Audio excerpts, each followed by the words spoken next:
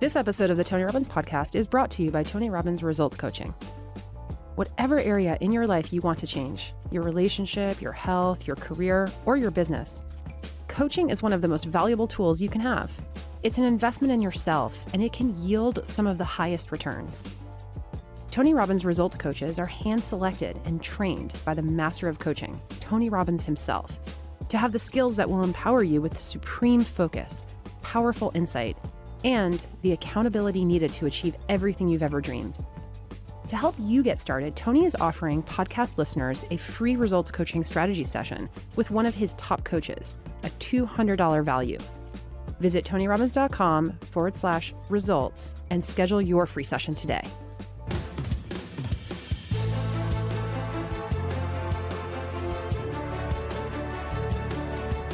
Welcome back to the peak performance season on the Tony Robbins Podcast.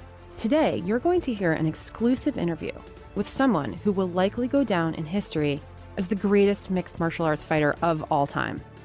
Conor McGregor is the first person ever to hold UFC titles in multiple divisions at the same time, and the biggest pay-per-view draw in MMA history. To call Conor confident would be an understatement. He has an unshakable certainty in himself, and it's pushed him to overcome incredible odds. He was born and raised in a rough, working-class suburb just outside of Dublin, but he refused to let that environment define who he was and who he would become. Just days after Conor announced his retirement from the sport in March of this year, he spoke with Tony about his ruthless mindset and the unwavering passion that took him from being a plumber's apprentice in Dublin to worldwide fame as the most notorious fighter on the planet and the biggest name in the UFC. And for those diehard UFC fans out there, you're also going to get an inside look at two of the most anticipated fights in combat sports: Conor's landmark boxing match against 11-time world champion Floyd Mayweather Jr., and his lightweight MMA title fight against Khabib Nurmagomedov.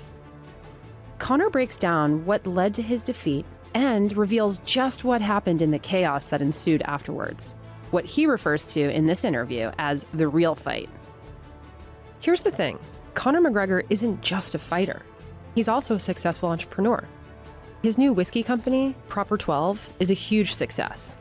He's a dedicated father of two, but you won't catch him in dad jeans. He's got a great sense of fashion, which if you've seen pictures of him, you already know. He has a big heart, and he gives generously to hospitals and first responders. And despite all the trash talking, he's humble in both victory and defeat. Love him or hate him, Conor McGregor is unapologetically Conor McGregor. A special note to our audience: this episode does contain language that may not be appropriate for some listeners. A clean version is available on our website at www.tonyrobbins.com/podcast. Tell me, how the hell do you go to working as a plumber, not even a plumber yet, 12 hours a day? Tell us about those early days to who you are today, where you're one of the most, I just saw the other day, I think you're fifth most recognized athlete on earth at 30 years old. They must have miscounted. I'd say I'm number one in athletes, personally. Number 5's not me, I'm number one. It's been just what got me to where I am and where I continue to go and where I will continue to go is an insane work ethic. Yes. And it's an insane work ethic that you can only put in that amount of work if you were doing something that you are passionate about. And that's what I have engaged my entire life's work in, things that I am passionate about.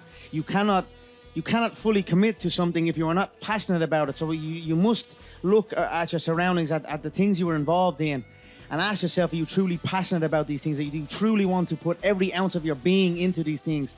And I am blessed, truly blessed by something. I am not sure what it is, but I am blessed that I was able to find my passion, the fight game, the whiskey game, the fashion game, the fitness game. Yes. These are my true passions, and I am going down these avenues that these avenues that the fight game has opened up for me. I'm going down them at 100 mile an hour with no brakes and full confidence in what lies ahead, and great things are happening.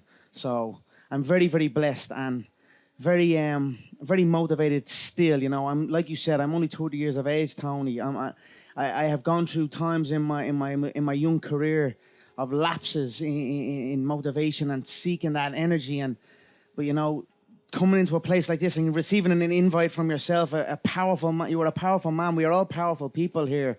But you use your power not to boss. Like I have been thinking, we should use our power to lead, Yes. never to boss. And that's what I'm trying to do with my people around, to lead and grow. And let's see what the next 30 years will bring, because I've no doubt it will be more amazing historical things. I'm sure. Wow. Where did the hell does this confidence come from? I mean, tell us about the earliest days. There had to be a time when you didn't have it. And where did it shift? Because I know you, like me, and like so many people have taught, you have a process of visualizing and conditioning the mind and training yourself.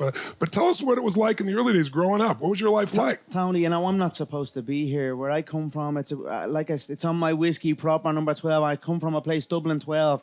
It is a hard-working town, a small little suburb. It has its good and it has plenty of bad, but I always like to focus on the good because the good shines through. But where I come from, we're not supposed to climb to these heights. We're told that. It's instilled in us. And I wanted to break that mold and pave the way, open up paths. And that's what I'm doing, and I'm happy and honored for it. And you know...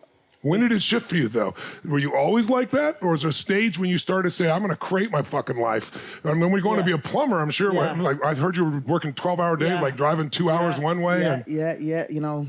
Tell us about those humble beginnings that gives, because everybody knows what you're like today. And then how'd you make that transition, brother?